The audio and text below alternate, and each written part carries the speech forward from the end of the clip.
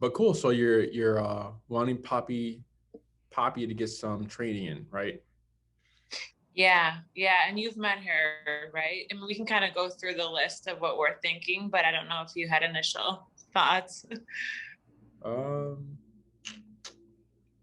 how old is Poppy? So she's 8 months. She's about, I don't know, we haven't weighed her in a while, about 40 pounds. Yeah, she's probably 40 to 45 pounds. Okay. Do you know how big you're expecting her to get? So her dad is 60 pounds. The mom is 50. So she'll probably be like in the 50 range then, right? Yeah.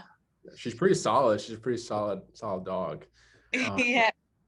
But She yeah, was the smallest of her litter. So she might be closer to like the 50s, like low 50s. Yeah. so go ahead and fill me in on Poppy and what you're wanting and your goals and or what you're having issues with now. Because I know she's on the prong collar and she's really good with the prong. So go ahead, yeah, just fill me in on Poppy. Hello?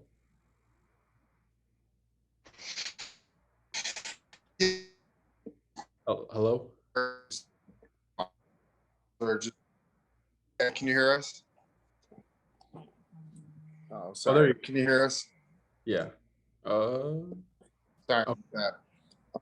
Yeah, so I mean, our biggest thing is just as of right now, I mean, she obviously is very good at listening and like responding to commands, but just her excitement level when any of us are around. So like greetings or jumping, getting rid of that. I mean, even on walks, just like having her really just, heel and listen. Yeah, like just the pulling's a big thing and the jumping are the two biggest things that Yeah. we want to kind of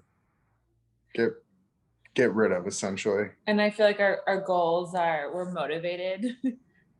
We're expecting our first baby in October. So we want her to, be in a good spot where she can be on a walk with, us calmly, understand that jumping is not something that you can do with anyone.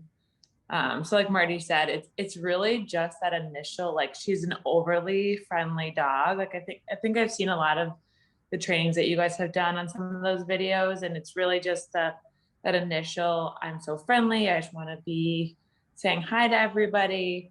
mhm, And then once she's kind of past that, she's okay. mhm. So that's why we thought like maybe like the e-collar could be good because she does right now. She's been through a 2 week I don't know if you're familiar with Morgan's on Belmont. She went through a 2 week training boot camp there with a pinch collar.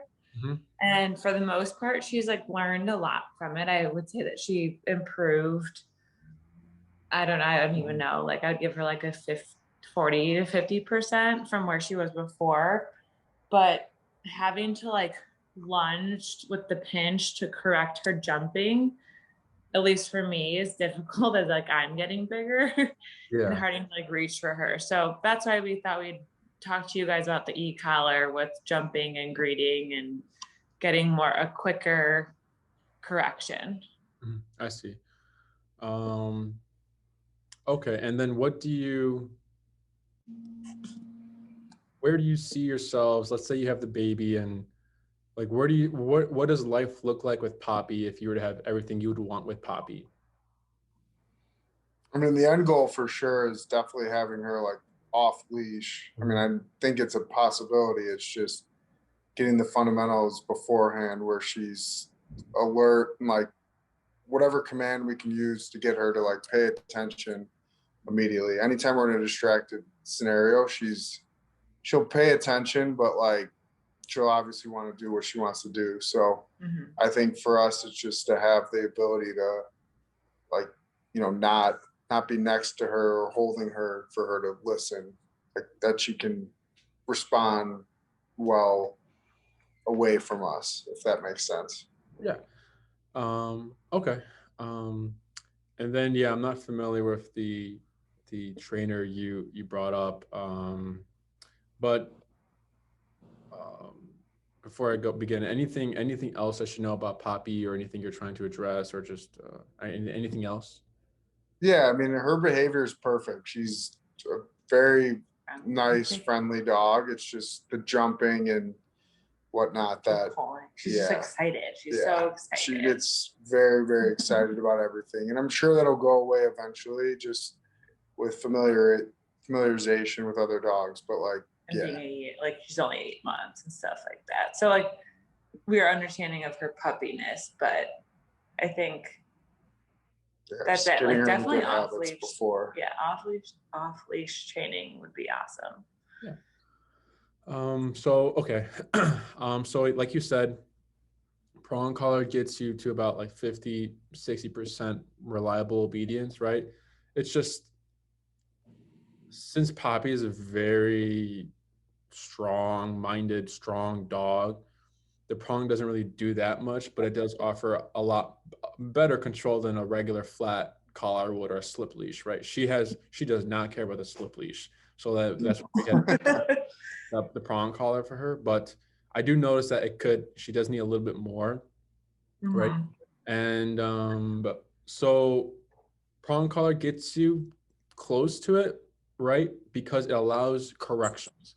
So corrections, the reason why prong collar is so successful in certain aspects is because of the physicality of it. Since dogs are super physical animals, it's the way the prong collar is shaped and everything, it's supposed to mimic a dog bite, right?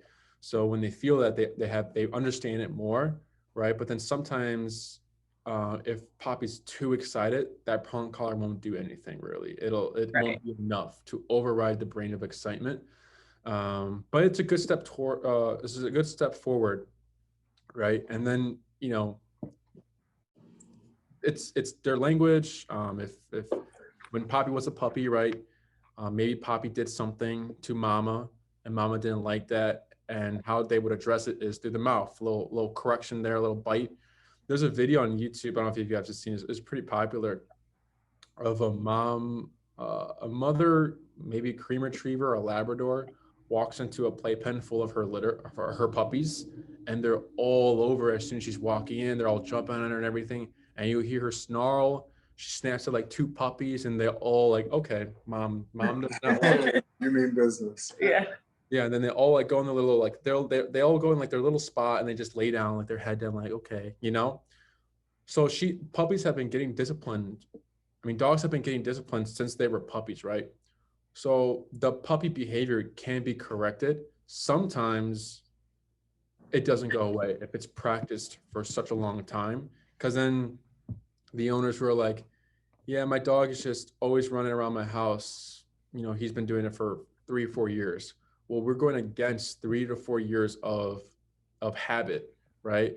Because a lady, I think she had a Great Dane, and the Great Dane puppy was having the zoomies in the home, and like she didn't care, right? But that Great Dane got turned into the Great Dane, and it got bigger, and then now you have a huge Great Dane running around the house thinking he's a puppy having the zoomies, right?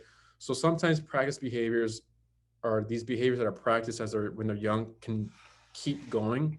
But yeah, some here and there you'll get like, they just go away sometimes here and there, but it's better to just address these things now when they're a little guy, right? Than try to address them when they're a big dog. And then when you try to correct them, they're like, who are you? Like, I've been doing this forever, and you're going to try to tell me to stop. I don't think that's going to go well, right? Because then they get protest behavior, and it can get a little more nuanced with that. Same thing like for like the owners who like own like the Rotties, right?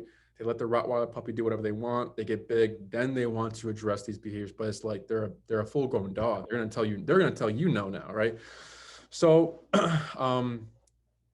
physicality of the prong collars is good. Then we move on to e-collar, right? The reason why we get such good results, so like I said, 50-60% is prong. Once you take that leash off, you've lost control. You have no way to connect. E-collar gives us to like 90, even like 100% of reliable obedience, to the point we can have the dogs off leash. Because once we take that leash off, we can still like touch them, tell them, or like, correct them if needed, or make something happen if we need it, like an emergency situation. Do you guys know what an e-collar is?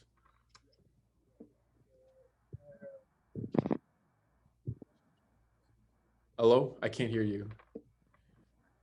One of my brothers, he goes to you guys, and they have Bo on an e-collar, so Oh yeah, Bo.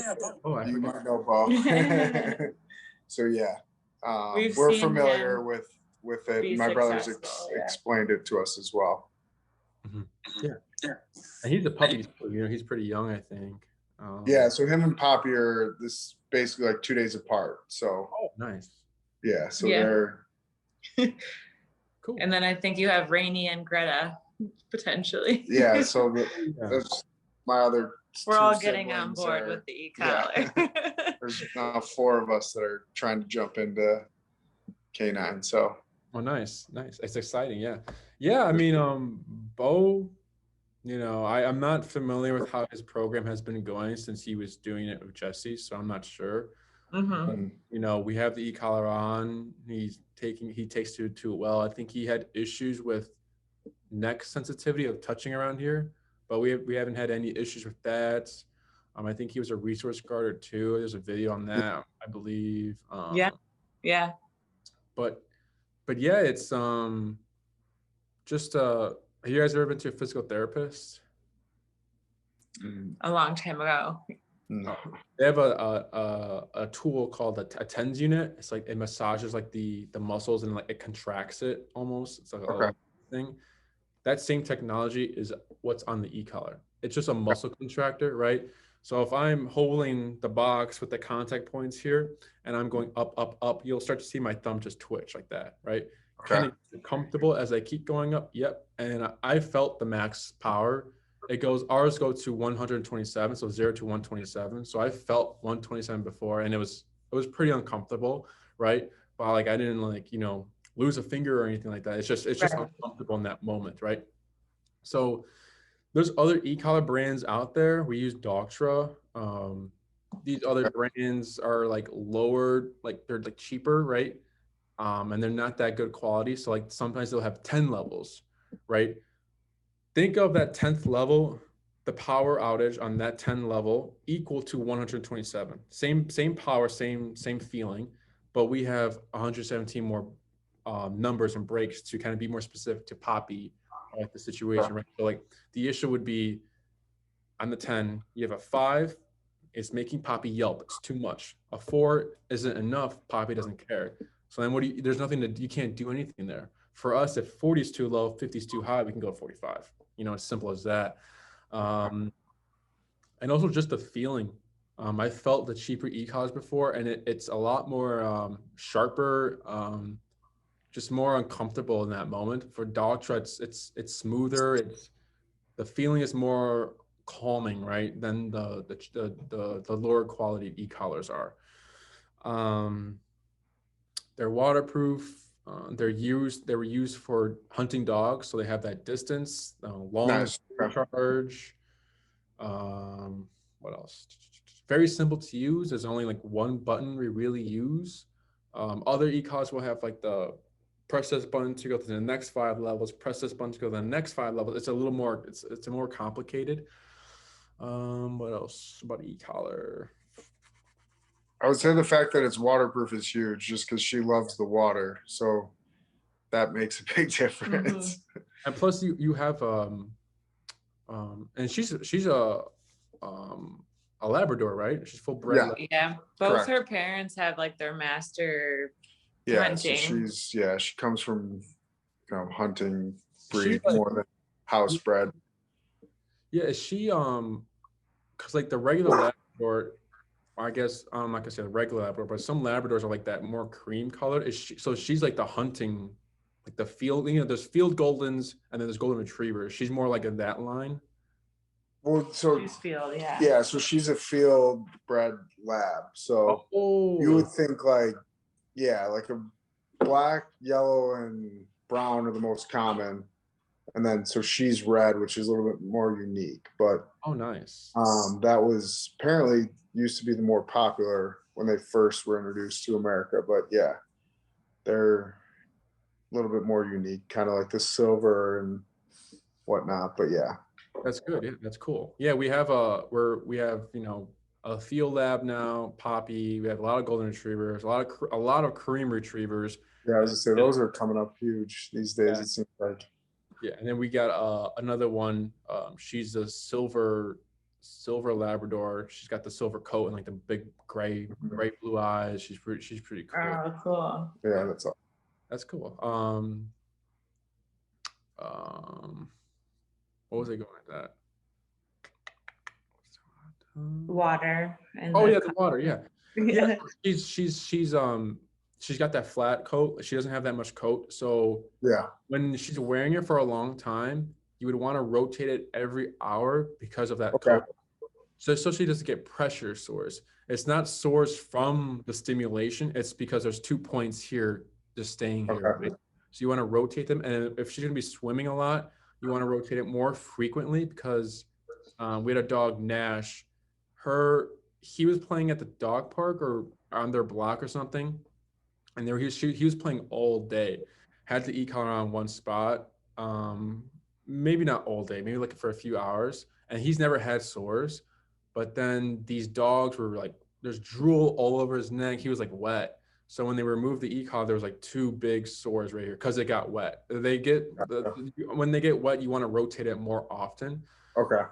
But if he ends up, getting sores like less than an hour and it becomes an issue, we have what's called comfort pads. It's a different like type of metal, and it just basically gets rid of the pressure source. It does lower the power outage by a little bit, but it'll be better for you. And like we have dogs who like it's mostly for, like the pitties because they have like they have they're more it's more allergies and reactions are more common in pit bulls, and plus they have that flat coat. So that's where we kind of give them the comfort pads. But yeah, if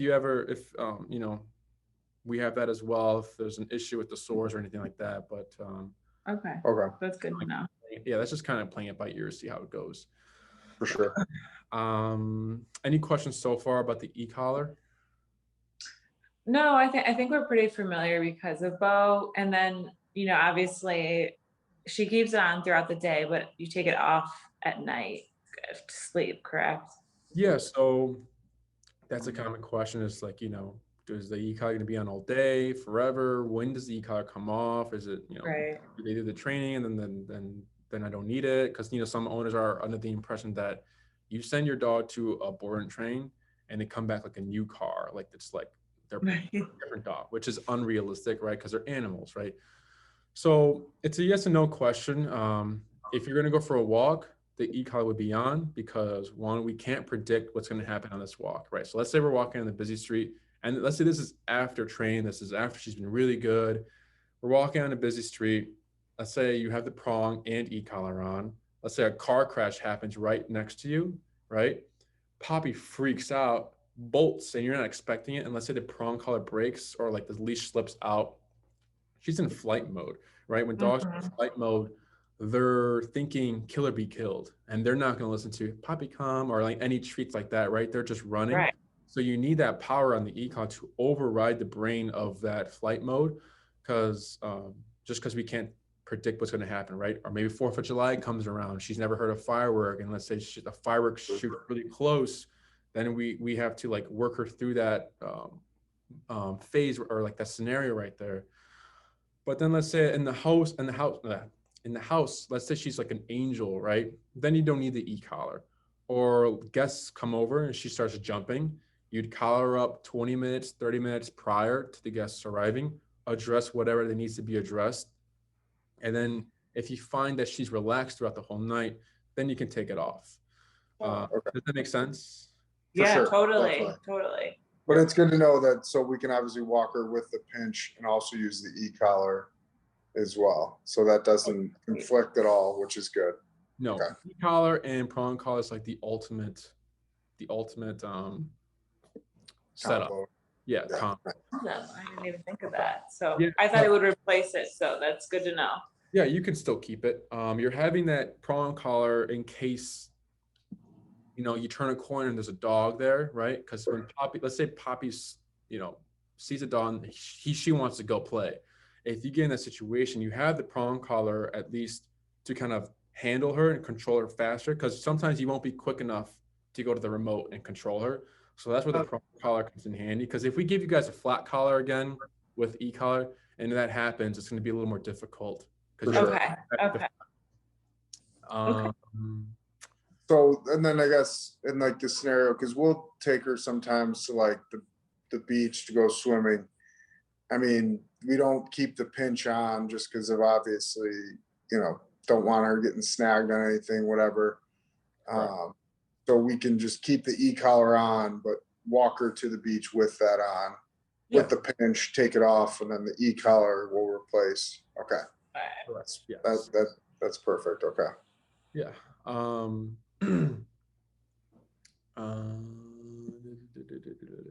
Yes, that works. And then sometimes I think if you keep the prong on with water, I think there's also like an effect there. Has Poppy had the prong collar on while she's swimming, and has anything happened? No, we always take it off.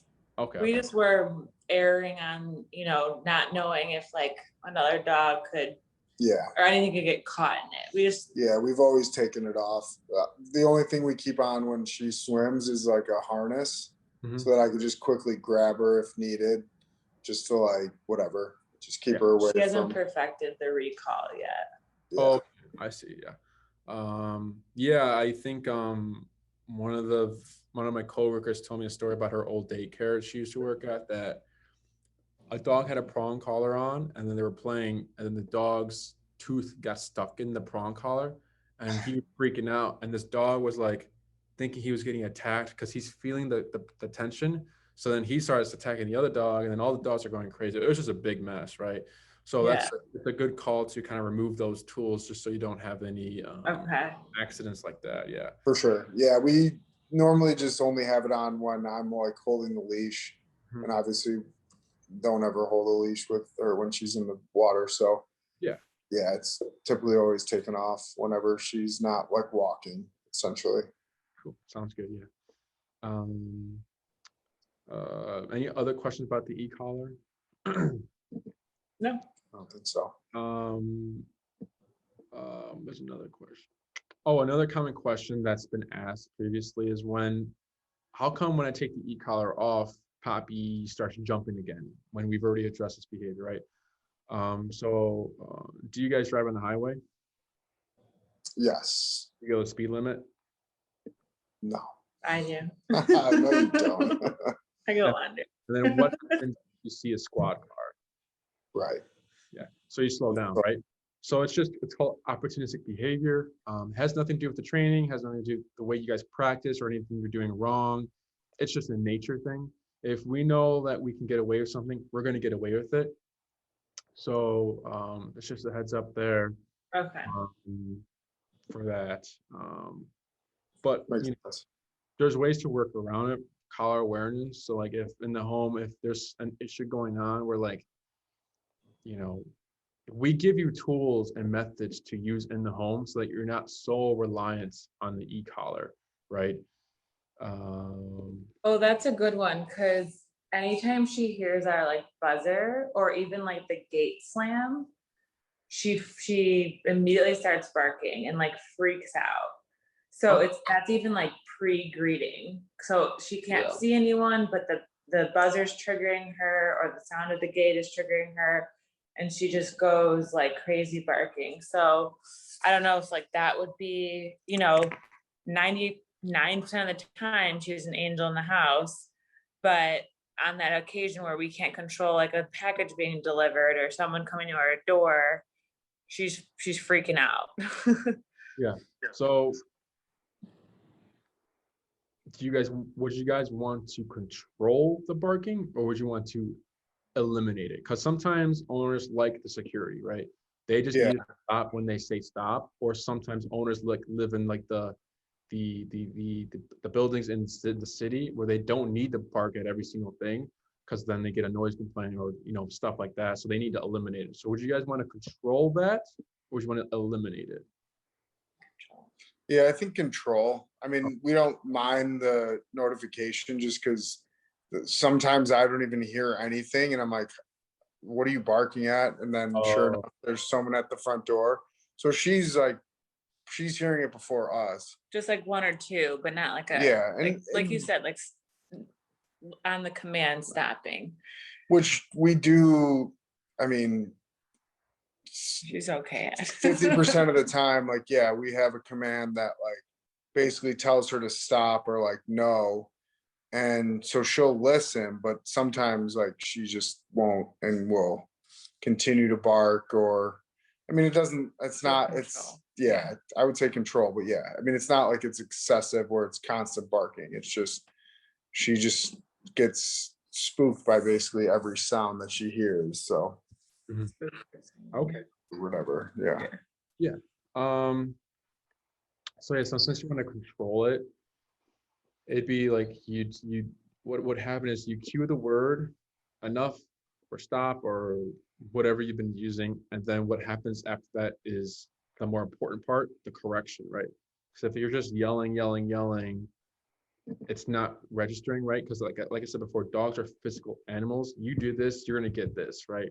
Since we want to control it, that's where we use the word enough and then we correct it.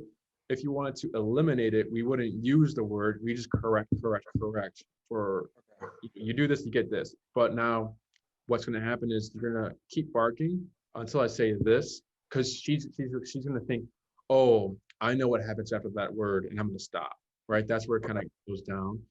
Um, but we have exercises and things like that to address like guests walking in the home and she's all over the guests and how to kind of settle the brain so she's not so much in like the jumping on the guests and everything like that, or like that territorialness of in Poppy. But yeah, that definitely can be worked on in the program. No matter what program you choose, that can be worked on. Okay. So speaking of programs, did you guys have an idea or like, because we had the board and train, daycare and train, and in person? Was there something you were kind of interested in, or I'll I go think, through the programs and everything too. yeah, no, I don't think Marty had opportunity to really look fully through Yeah. them. But when I was looking and signing up, I initially thought maybe the board and train could be a great start, just because she's going there and correcting that behavior there. But I know that there's a benefit to us being involved in the training because we did send her to 2 weeks. And, I think that kind of like hands-on training could be beneficial for our lifestyle with the corrections. But I guess like knowing now that you know our goals, I would love to hear if like you had any recommendations. Um, Obviously we're willing to invest. We're just, she just came out of that two-week program like a couple weeks ago, but I on the flip side, we need to learn how to use the e-collar because I know it's also like train the trainer like most of the time. So I would love to hear like I don't know if you have any other comments, but like what you would recommend based on kind of what you've heard so far. I think she'd be fine. She'd be fine with any program you choose. Okay. Just looking for, mostly obedience, right? Yeah. Behavior is just jumping and then excitement, which can be addressed in the board training, daycare training, and in person. It's just Okay. availability wise. So like if you have the time, it just availability wise it just depends. If you wanted to do in person, you would have to have time. So I'll run through the programs. In person is a 6-week program, Mhm. a 9-week, and then a 12-week, right? So 6-week, think of 6-week as I walk my dog, I take my dog to the dog beach, dog park. So I need recall to bring it back, and then I walk home. That's all I need. That's 6-week. The 9-week is all those things, and then you take Poppy out to a patio and you need her to down and stay there and don't move. And then you get other stationary commands, right? The 12-week is off-leash training. It's all that, and then let's say you take her off-leash in the woods and like you go a lot of hikes with Poppy, so you need those emergency commands and like, if she sees a deer, how are you going to work through that? Or like if she goes across like a river and you don't want her to get wet again, you can handle that in that certain way, or like, stuff like that. So with what you're looking for, I think it'd be like the 6 week or 9 week if you're wanting more obedient or more commands with her, you know. With the 6 week, it'd be two. So with any program, it's 2 classes for the heel, the walking command. So walk with me, stay with me, sit when I stop. Recall is 2 classes. So then you have 2 left. And if everything's going good, we can do 1 class in the home. And then this one last class could be used for like a stationary command. So it can be place, down, stay, or it'll usually just be like place or stay. Or sometimes owners save it to like when they need it, so they go through life with like the heel and recall and the door exercise. Um, but usually we have enough time to teach you at least 1 stationary command. The 9 week is you learn heel, recall, the greeting and the home and the barking and everything, and then you get like more stationary commands. You get to place, stay, and down, right? You get all those commands, and then the 12 week is everything, and you get like a lot more stuff. Emergency commands, allow long leash commands. Sometimes owners want to know the finish command. Um, and but yeah, so that's like in person. Pros and cons. Pros, like you said, you're doing everything yourself. It's all verbal instruction. We don't touch Poppy. You're doing everything. We're just guiding you, right? Con is it takes longer. So think of the 6 week program equal to the 1 week board and train, right? And then the 2 week program equal to like the 9 week, and 3 week would be more 9 weekish, and then the 4 week board and train, which is off leash control, would be equal to the 12 week in-person training, right? Another pro, and this is not really the programs, but for the e-collar, it's very transferable. So let's say, you know, partner number 1 is stronger with the prong collar, so he has more control over Poppy, but partner number 2 is a little like softer with the prong collar, so then Poppy listens to partner number 1 more than partner number 2.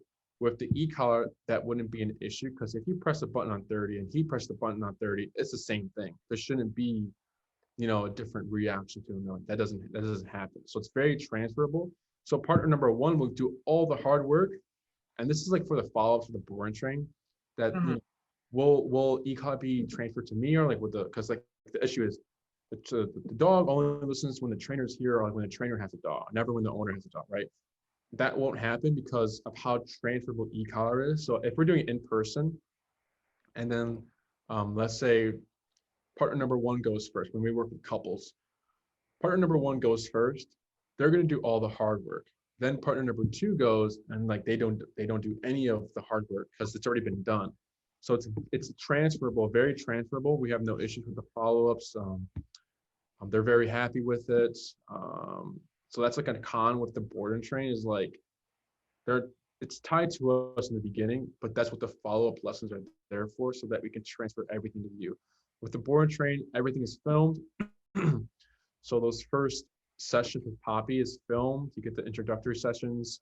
So once you get your video, you can start watching them, get some knowledge. Then you can schedule the follow-ups whenever you want. So you can schedule a follow-up in the middle of her board and train program, or you can just wait until after she's done.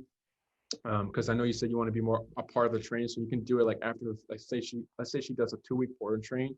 You can do it after her first week, so that we're on the same page, and then you have some knowledge. And the second week, you can do another one, and then so on and so forth.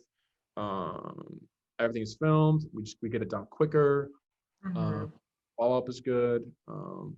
Nothing too major behavior issues. Sometimes we'll get done with major behavior issues that were like, you know, maybe the owner should be doing this, so they didn't know how to address these things in life, right?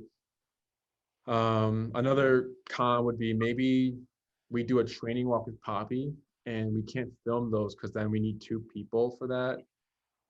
And let's say something happens, and then like let's say she sees a dog, she barks, and like we have to address it, or like probably nothing. That's what I'm saying. It's just obedience. So it's nothing. You won't miss that much, but you know, sometimes, you know, things will happen and you won't see it, and then you know, that's just like a con as well. Like sometimes you'll miss certain things and miss out on certain behavior or moments in our training, if that makes sense.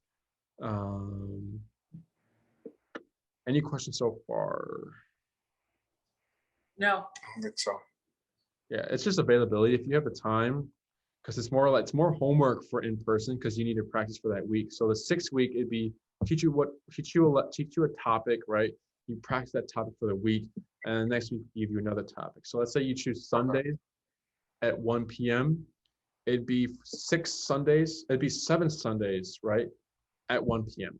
That 7th Sunday is a reserved time for you in case you need to cancel or if it rains or like you can't make it or something happens like that. If it rains, we meet at the facility, but you know, last minute raining, it's kind of hard to arrange that.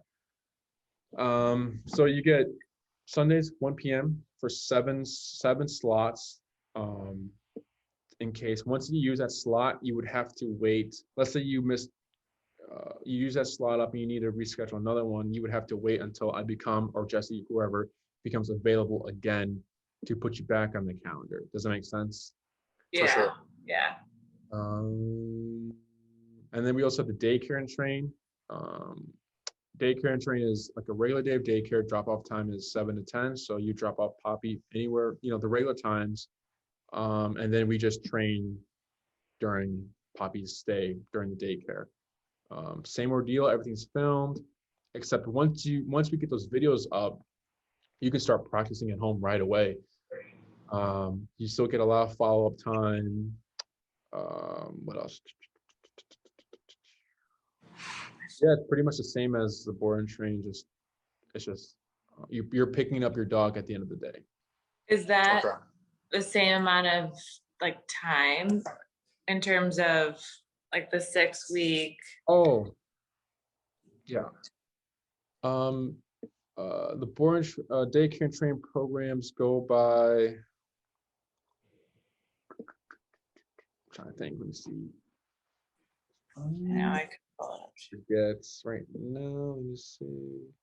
It doesn't go by I'm trying to just. it doesn't go by weeks. So you get a bundle, right? So you can schedule that however you like with Kim, our kennel manager. So she'll give you like, you know, Mondays, Wednesdays, Fridays. You come on those days so that we don't get like 4 board daycare and trains. Right. You know, I'm the one doing the video, so I can't. It takes a while to do these videos, so sometimes I can't get to all the dogs, and then we don't want a dog not getting trained because Right. Time, right? That makes sense. Yeah. Sure. 5-day, 8 to 25, 2 hours of follow-up. You get one video for an 1 hour long video. The 10-day bundle is 1,600, 3 hours of follow-up, and then 2 videos for 2 hours long. The 15-day is 4 hours of follow-up, so that's $2,325, and then you get 3 videos. The 20-day, think of the 20-day as the 4-week and then the 12-week in person. That's everything. That's 3,000, 5 hours of follow-up, and then you get 4 videos. Let's say you get Monday, Wednesday, Friday, or Tuesday, whatever day you get, and then let's say you can't make one or something like that. You still have that day on your bundle. Like it doesn't go away or anything like that. Sure. Any questions about the daycare and train? No, that makes sense. Yeah, and owners usually do for like the daycare and train, we recommend either the 10-day or 15-day. If you want more, you're welcome to get more. The 5-day is okay if like, you know, except like let's say Poppy, since ECOG is a stressor, so no one likes getting disciplined, right? So let's say Poppy's stress response is like anxiety or something, right? ECOG doesn't make your dog anxious. Your dog was already anxious. We're just seeing it come up because ECOG is stressing her out, right?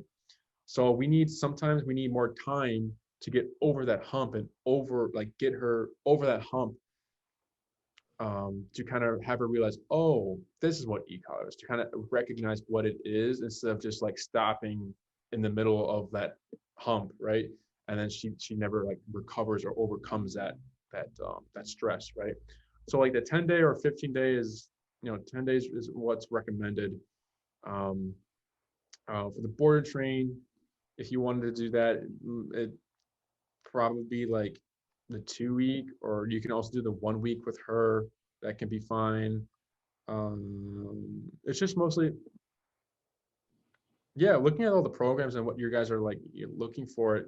Anything would be fine. It's just like it's just what commands are you looking for, and that kind of determines like the time you would use, because you're just looking for obedience. So it's up to you, if you want to do the board and train in person or daycare and train. And then in person, or a follow-ups and in person. We work at Oz Park, which is like the busiest park in the city. So a lot of action goes on there. And if you can train Poppy at Oz Park, I'm pretty sure you can do any other place. Right. Yeah. Any questions so far? No, I think this is helpful. We'll probably have to kind of debrief. Yeah. Decide. Just figure out what would work best for sure. Yeah, and yeah, I don't need an answer now. After this consultation, I'll be sending you guys a follow-up email of programs we talked about, the price, the e-collar I recommend for Poppy. And then if you guys want to do a payment plan, I'll send you what a payment plan would look like. For sure. Perfect. And then a agreements form thing that needs to be signed. So once that is, if you go with the board and train or daycare and train, you've already signed the agreement. Or actually, no, you've already signed the agreement. So even if we're in person, yeah, you've already signed it. So, so whenever you're ready, you would just have to let me know, and then we can begin building and booking. Okay. Okay. What else? Any other questions or anything? I don't think so. I don't think, no. I mean, I think it's all pretty straightforward. It's just a matter of like you said, figuring out like our time. Yeah. And pricing. To be honest. Scheduling is probably the biggest for sure. Yeah, for sure. Yeah. Cool. If anything, I'm trying to think. And with the excited behavior, usually that just kind of addresses itself as we're going through the e-collar, because overstimulation is a common problem in dogs. We get, where overstimulation is when like, their dog comes out and they're like all over the place. They're like looking at everyone, like they're like smelling. They just can't focus. They're just so disengaged with the owner. And then like they'll go for like an hour-long walk. They'll come home expecting the dog to be tired, and they're like, it's like nothing happened, right? That's overstimulation. As training goes along, that addresses itself, because we're now giving the dog a job, something to focus on, and to kind of like mentally control them on the walk, right? Physically, you can make Poppy physically be next to your side with that prong collar, but let that leash go and see what happens, right? Once we let the leash go with the e-collar, she should still be here mentally. Right. So once the dog understands that they need to focus and be on your left leg, no passing, no lagging, it's more tiring for them. So then they come home tired more often than not. Okay. Nice. No, absolutely. Yeah. I was just looking at their notes, and I was trying to see if I talked about everything, but I didn't talk about the excited behavior. So that might go away. And it's also like impulse control that can be covered as well throughout the training program as we go along.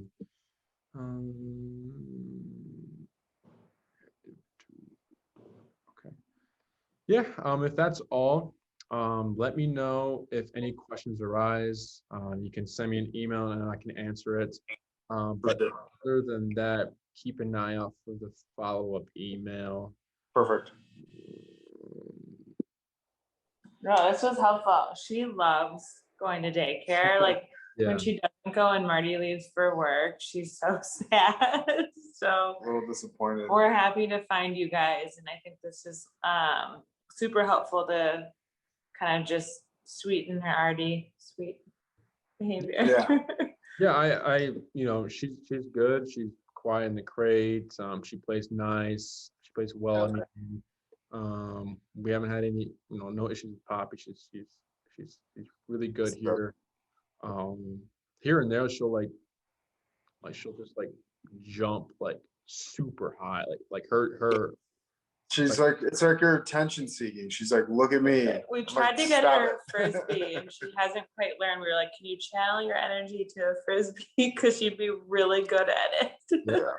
Yeah, when I saw her jump one day, I was like, whoa, because we have the playpen gate, and she doesn't jump on the playpen. She just jumps in the air. Yeah. She's not even trying to get out or anything. She just jump and whoa, where did that even come from? She jumps really high. It's pretty crazy. Poppy, we call her. She's definitely has hops. I have a very random question, and I apologize, it's not really training related. Do you guys do nail clipping? Do you do any grooming there or no? The most we'll do is do the basic bath. Okay. But we don't clip nails. That's fine. Is she just can't stay still, or how does that work? She just does not allow us to clip her nails. The second we try, she just pulls away. And I don't know if she had a bad experience with someone else, but she just doesn't like it. And her nails grow what seems to be way too fast. So the jumping and the nails are a bad combo. That's a bad combo because it's just, we can take her to a groomer's more regularly.